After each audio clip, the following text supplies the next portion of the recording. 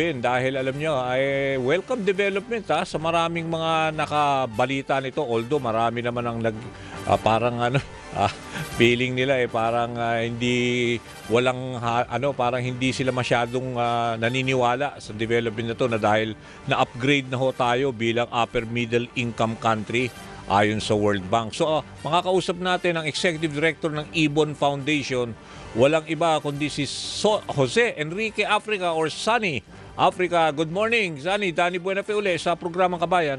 Good morning! Ganda umaga, Sir Danny. Talagang binod yung pangalan.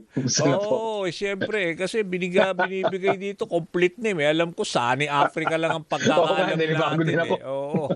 Nako, siyempre, anong palagay mo rito? Is this something that we really should welcome? Kasi narinig ko naman kahapon din ang yung finance secretary natin, nagsalita rin na okay daw yan dahil that will give us more leeway ngayon in terms of sa mga negosyante at saka yung oportunidad for investors. So kayo, Sunny, dyan sa Ibon Foundation.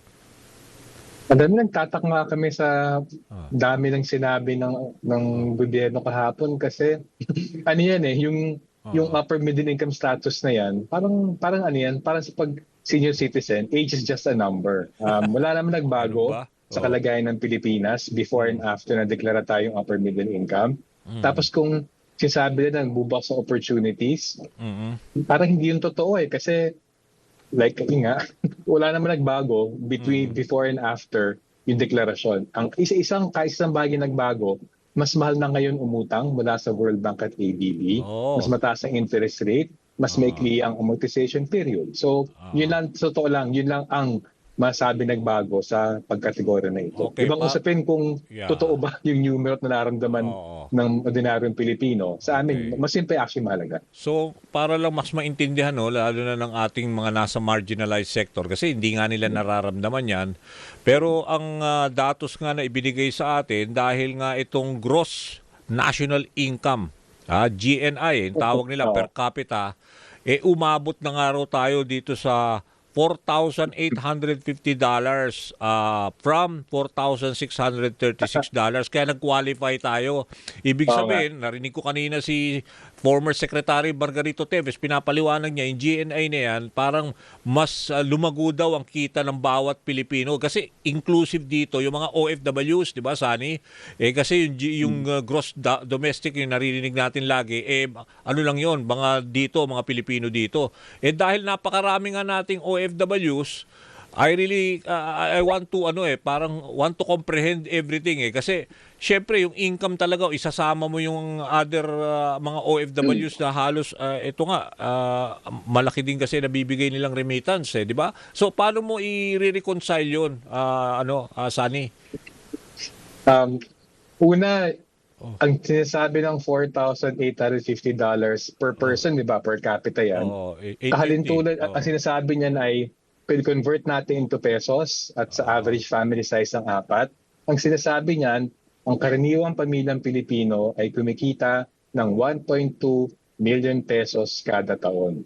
So unang pagdinig lamang niyan, hindi yung totoo, di ba? So sa amin, isang paraan yun para pabuluanan yung sinasabi nga ng mga former and current finance secretaries and government officials.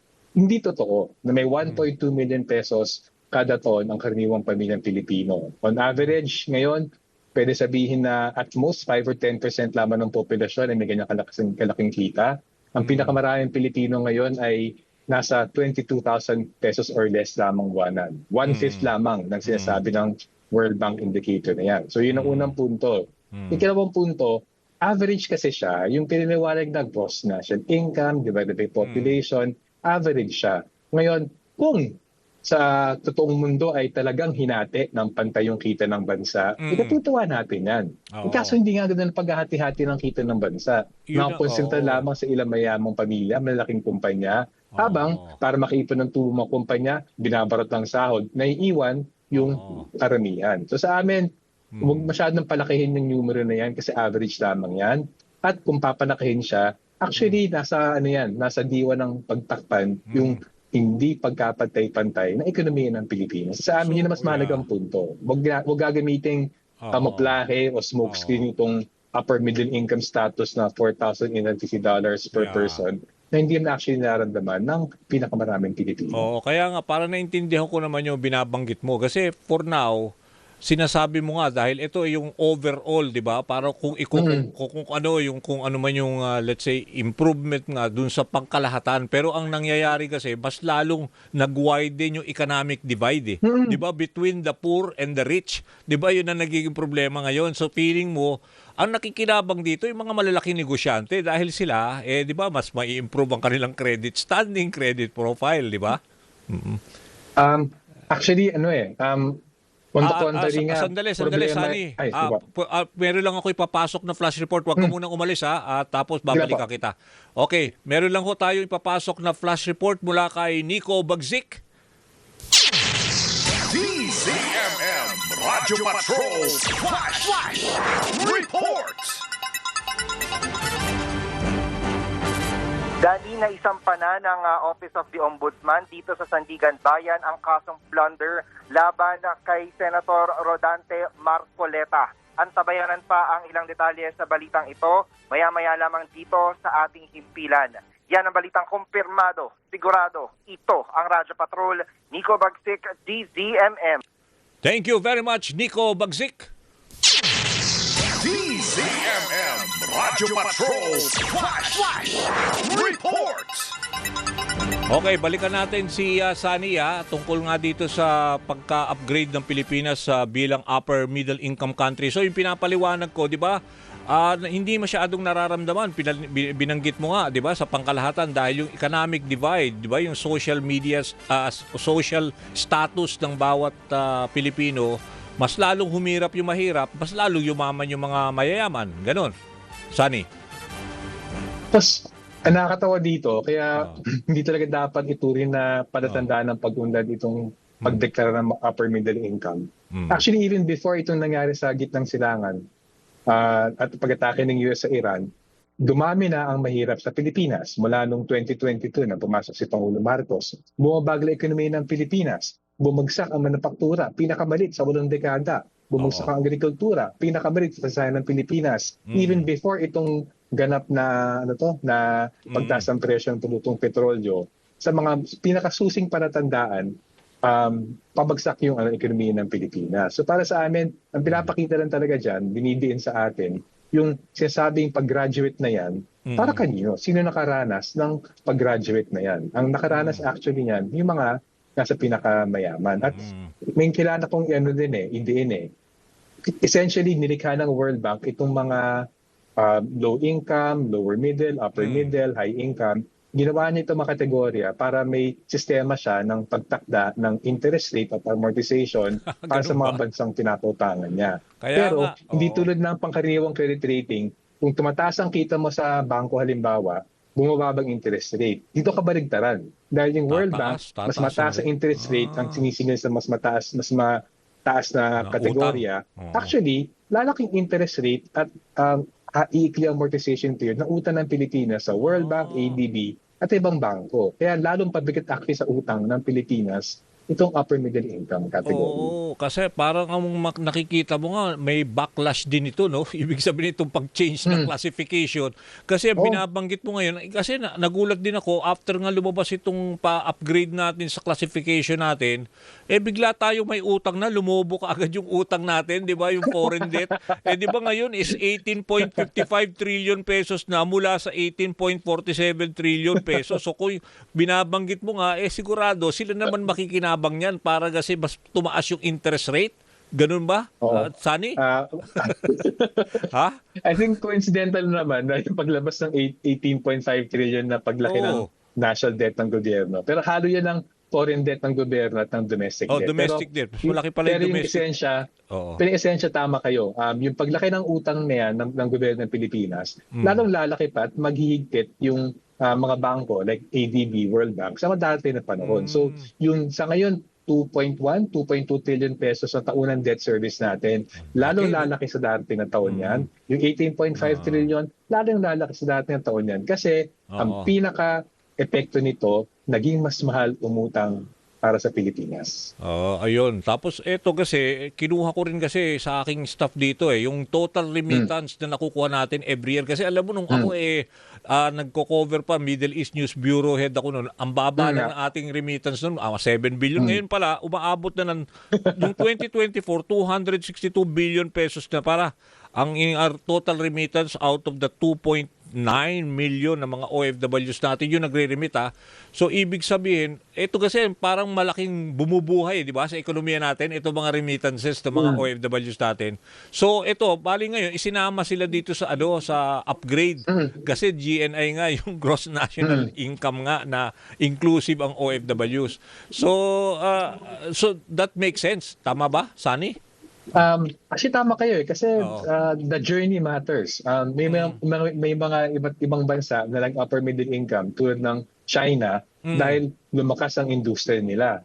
Pero yung Pilipinas, pasang-awa tayo pumasok din sa upper middle income sa pamamagitan ng pagdami ng OFWs at pagdami ng cheap labor natin, hindi lang sa pag-abroad, even sa mga BPOs. At para sa amin, it matters kasi kung ang pag-angat natin sa ganyang klaseng kategorya ay dahil mas matibay na ang lokal na industriya, mas maraming trabaho na nilika sa Pilipinas, mas abante na ating teknolohiya, mas mataas ang sahod, okay yun. Pero kung yung pagpasok natin ay dahil dun sa, nabagit nyo nga, pang-ibang bansa ng milyon Pilipino, hindi actually yun. So, yung quality ng pagpasok sa kategorya na yan matters. Pero more than that, yung kategorya na yan, huwag natin masyadong bigyan diin. World Bank na nakaisip niyan. At sa totoo lang, yung World Bank ay isa sa pinakamalaking dahilan kung bakit bansot ang industriya ng Pilipinas. 4 na dekada sinasabi sa atin ng World Bank, huwag na kayo mag-industrialize. Mas madali, mas mura mag-import ng mga pangailangan nyo. So yung pahinging atasado ng Pilipinas ngayon, itong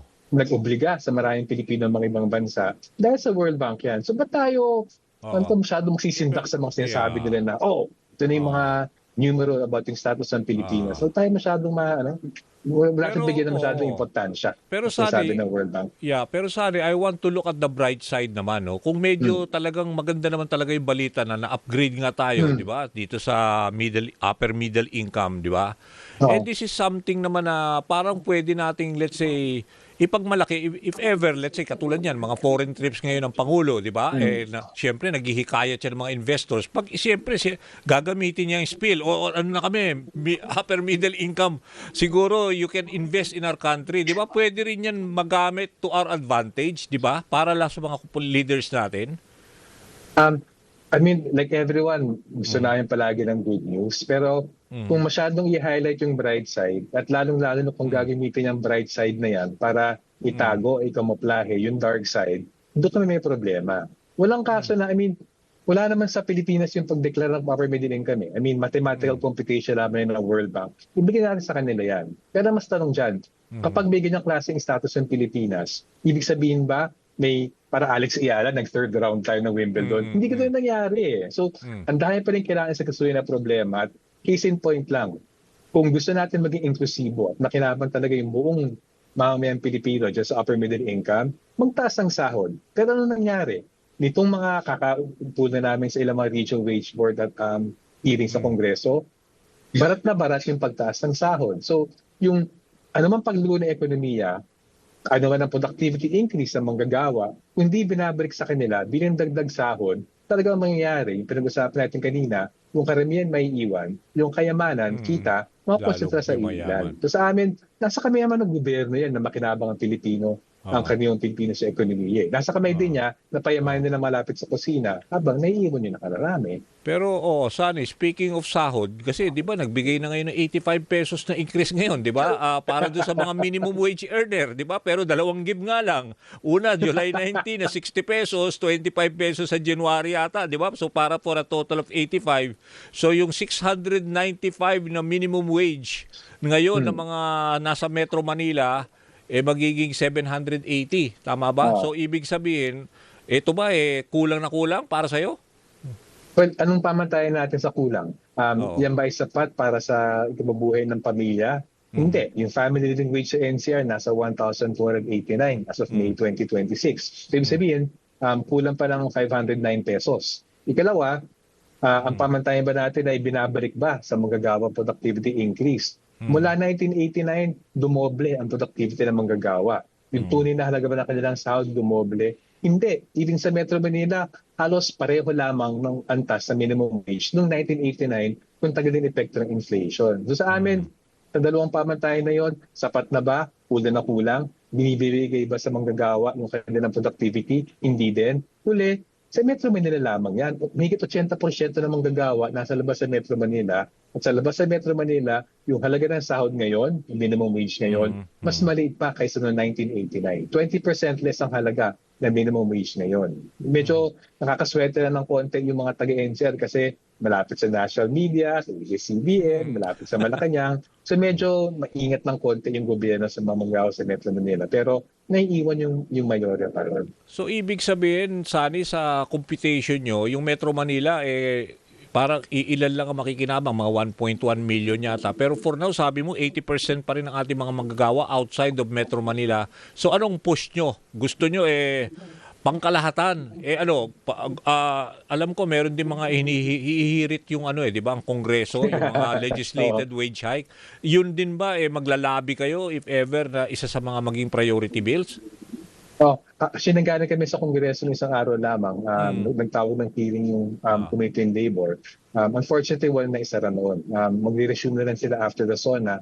Pero tinutulak ng Ibon Foundation yung pambansang minimum wage, abot ng family living wage. Kasi halimbawa lang, itong 85 pesos, alam niyo ba, nagreklamo yung mga negosyante. Pero ginamit namin ang datos ng PSA, ang pinakamalaking survey ng kita ng mga negosyo, itong 85 pesos na nireklamo ng mga ilang spokesperson ng mga negosyante, hindi pa siya maabot ng 5% ng tubo nila sa NCR. Kasi ingay-ingay na nila. So sa amin, yung mga panakot na tataas ang presyo ng bilihin, magkakatanggalan, mangkarote kami, lalo mawalan ng trabaho manggagawa. Hindi yung totoo. About 45% lamang ng tubo, itong 85 pesos sa NCR. Kayang-kaya ng mga negosyante, hindi lang sa NCR, hindi sa labas, magbigay ng mas mataas. Kung hindi nila binibigay yon at kung sinasang-ayunan ng gobyerno sinasuportan ng mga employers, may problema doon. May datos kami para dyan galing PSA. Promise, isang negosyante ay nagpakita ng kanyang financial statements para ipakita na hindi na kaya magbigay ng makabuluhang dagdag sahod. Yan ang palaging challenge namin at hanggang sa ngayon, wala pa ni isang negosyante naglakas loob magsabi ng katotohanan. Okay, so kasi nakaraan lang nakausap ko, the other day yata na nakausap ko yung mga PCCI. Si Mr. Barcelon, binanggit ko nga yan, yung 85 pesos. Well, ang more than yung sabi niya, yung sabi mo nga, yung mga apprehension na baka magkatanggalan, baka magkaroon ng, let's say, di ba, magsara, mga ilang kumpanya, hindi kakayanin yung 85 pesos. Yung sabi niya, magkakaroon din kasi ng wage distortion. Yung mga iba na nasa, ibig sabihin, minimum wage na angat dun sa minimum wage, syempre, babangga na. Di magre-demand din ng increase yun. Yun ang sabi niya na posibleng effect din itong pag-adjust ng 85 pesos. Di ba, Sani? Oo nga. Alam mo, Sir Danny Mongkahiko, every time may magsalita ng negosyante, hamunin niyo sila magpakita ng financial statements. Financial statement. Ginamit ng Ibon yung annual survey of Philippine Business and Industry ng Philippine Statistics Authority. Ang coverage ng survey ito, mga 40,000 na respondents ito, sakop lahat ng formal sectors. Alam mo ba, yung 100 peso across the board, hindi na sa minimum wage earner, yung 100 peso across the board ay nangangahulugan lamang ng 6% na tubo ng mga negosyante. Tapos, nakatawa naman yung mga pangalan negosyo dyan. Hinapag namin sa Kongreso. At kami may numero kami para dyan. Not once. Kahit sino negosyante, whether yung ECO, PCCI, not once sila nagbigay ng numero. Ang sasabihin lang nila, panakot. So sa amin, okay, I mean, mag-ano tayo. Hindi naman sinasabi ni Ibon perfect yung analysis namin. Pero may argumento kami, may datos kami. Magbigay din kayo. Pero never sila nagbibigay. Yun ang punto ko. Never nagbibigay ng actual na numero, datos, pagsusuri, financial statements, and negosyante. Para merong comparative, di ba? At least kung may financial statement, pwede nyong i-contest or i-argue, di ba? If ever malinaw, may papel, di ba? May resibo. Oo. Nako, maraming salamat ulit, Sani, sa oras na ibinigay mo. At syempre, hindi pa tapos to. Marami pa tayong mga pag-uusapan as the developments, di ba? Malapit na SONA. So siguro marami kang pwede rin ibahagi tungkol doon. Okay, thank you, Sani, sa oras. Thank you. Okay, magandang umaga si Danny. Ingat po. Okay, yan ho si Jose Enriquez, Sunny Africa, Executive Director ng Ibon Foundation. Huwag ko kayong alis dahil tuloy-tuloy pa rin ho ang ating programang Kabayan. Kabayan! Kapangyarihan ng mamamayan! Balita at talakayan!